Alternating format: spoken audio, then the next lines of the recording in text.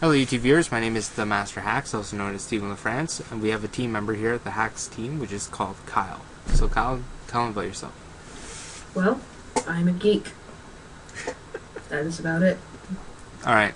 Back to you, Steven. Yeah, okay, so the Hacks team decided, as from now on, that our software downloading from many links is not very reliable, as in the links go dead, and you guys have to update for us.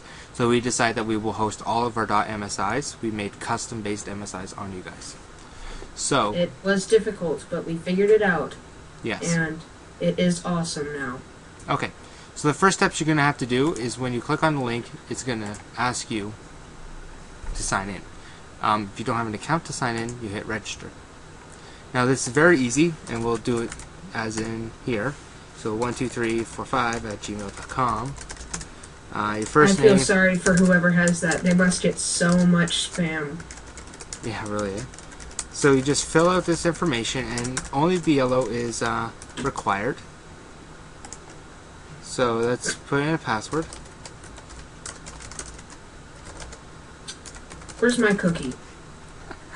It's the same, Kyle. Oh, wait. No, when I hit remember me, it does store... Oh, okay. Yeah, I do get cookies, I guess. So we'll use the username test123 because we put 12345. The spammer will automatically block it.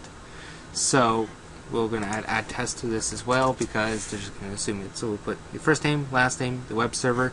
If you do not have a website, put in a Facebook fan page you have, or your Facebook page, or some form of page like your YouTube, something we can get to know who you are. So you hit register, give it a few seconds, depending on how busy the server is. Here we go. Registration is complete, so now we can log into test 123. Password I'm not saying out loud because this account will be deleted afterwards. Log in. Now it says here to check your email address. We don't send emails out to you guys because we do not want to spam you. We're not here to spam you, so we're not going to send out. The only important emails we'll send out to you guys would be updates that we require, or if we have a group meeting, which we do have at least every 6 months to find out. So here you have all your basic information. So now you're able to go to the Hacks site, and under downloads we have Hack Spring Cleaning, which is the software we're going to be going after, and 64-bit. So now we're going to download it, and now we're going to close your browser. So that's all we need. So the download can take up to a certain amount of time depending on how busy the server is, so we'll pause this video until the download's done. It should be finished right about... Now. Now. I'm scanning for viruses. Nice Firefox feature. That's why I use Chrome. If that makes any sense. No, it doesn't. Firefox I is know. better. So anyhow, once it's downloaded, now we can start spring cleaning your computer. Double click on it, hit run. Nice little fancy logo pop up, and hit next. Now I already have it installed, so we're just gonna hit repair. And you'll just go through the next, finish type thing. Yeah, it's pretty straightforward and easy. There are no options, so it automatically installs everything. And hit finish.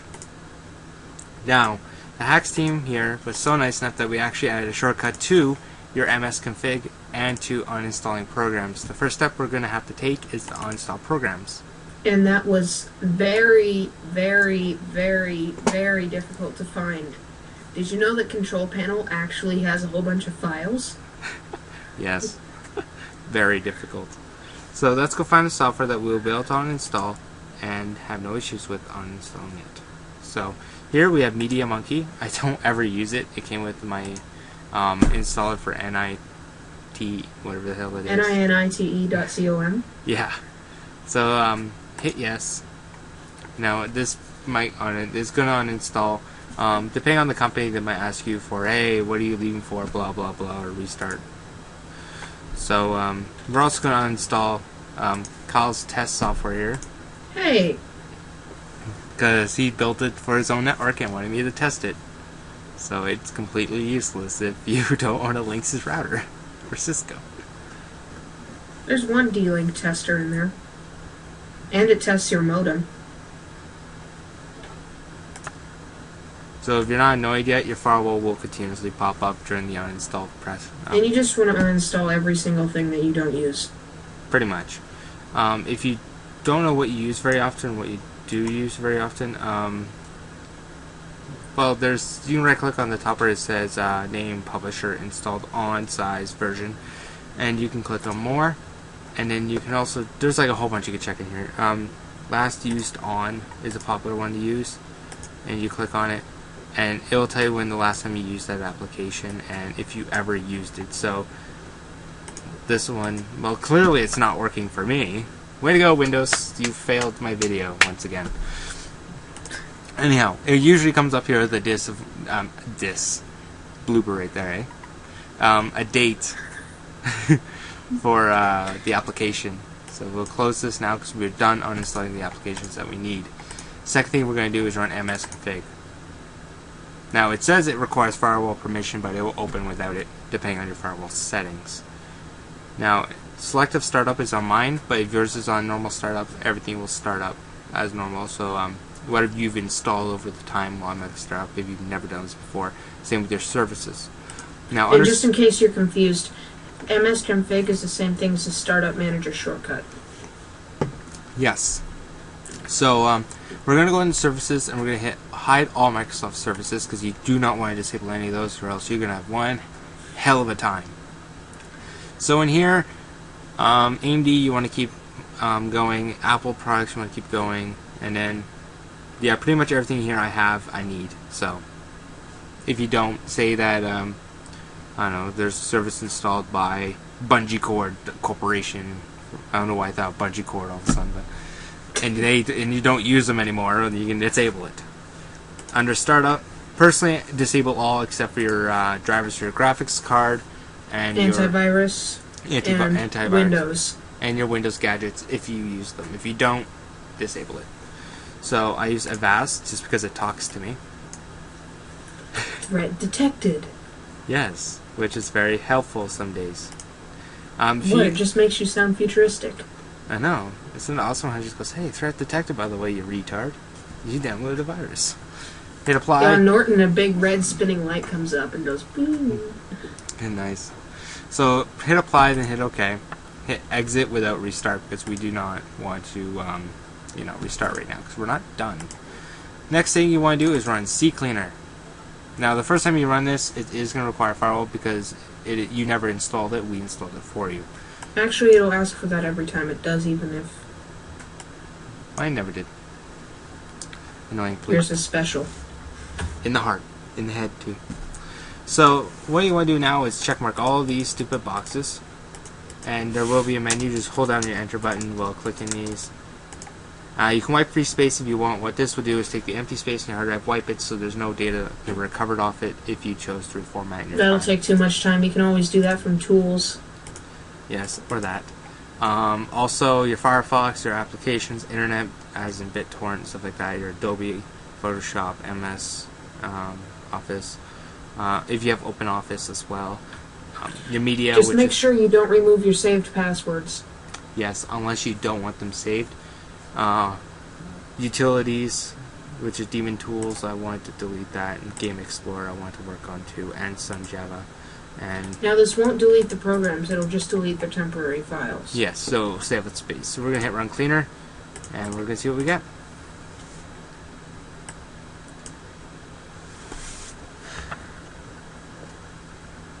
So this could take up to a number of minutes compared to hours, depending on your computer and depending on what hardware, depending on how long you've had it, depending on a bunch of varies come into play when you're doing this. So we had 1.2 gigabytes in temporary files, of course, in the recycle bin. Didn't you just clean out like 13 gigs a couple of minutes ago? 20.5. Anyhow. Is there something wrong there? No, we were deleting files a lot. I was going through my stuff. So here under registry, we're going to hit scan for issues. If you have none, I'd be surprised. Everyone has issues.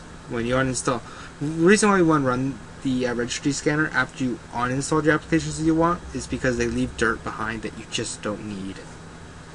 So I'm going to clean that up. It's going to see if you want to back it up. You can if you want. If not, just hit no. Fix all issues. Keep scanning until nothing shows up on the board.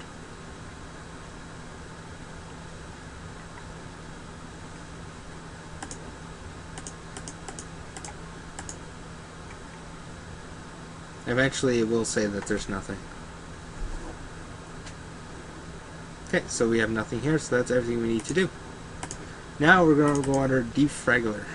Firewall will pop up and just hit yes or OK, whatever Windows you're running.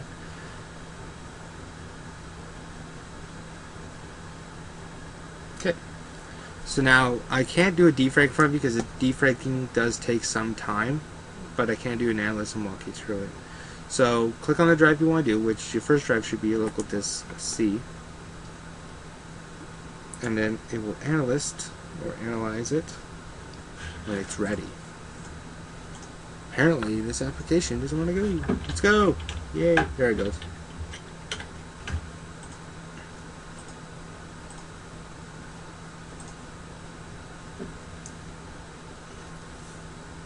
So now it's saying that my hard drive is 11% fragmented.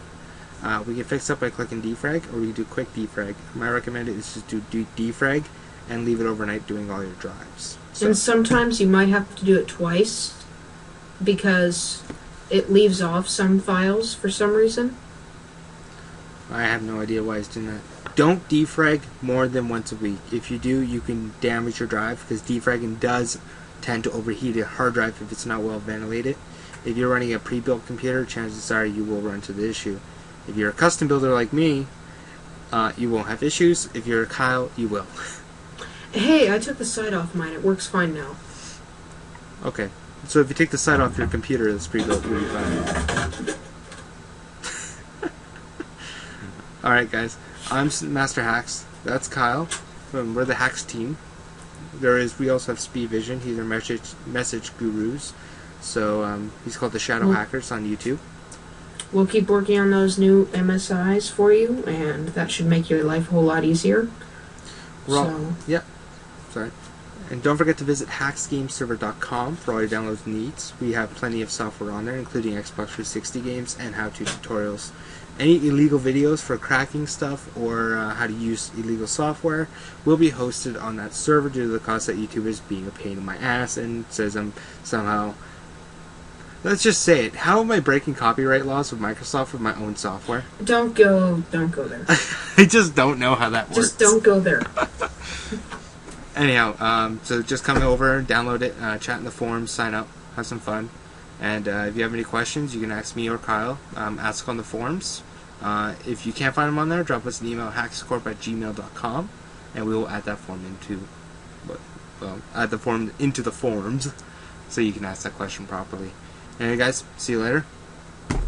Say bye-bye. Goodbye.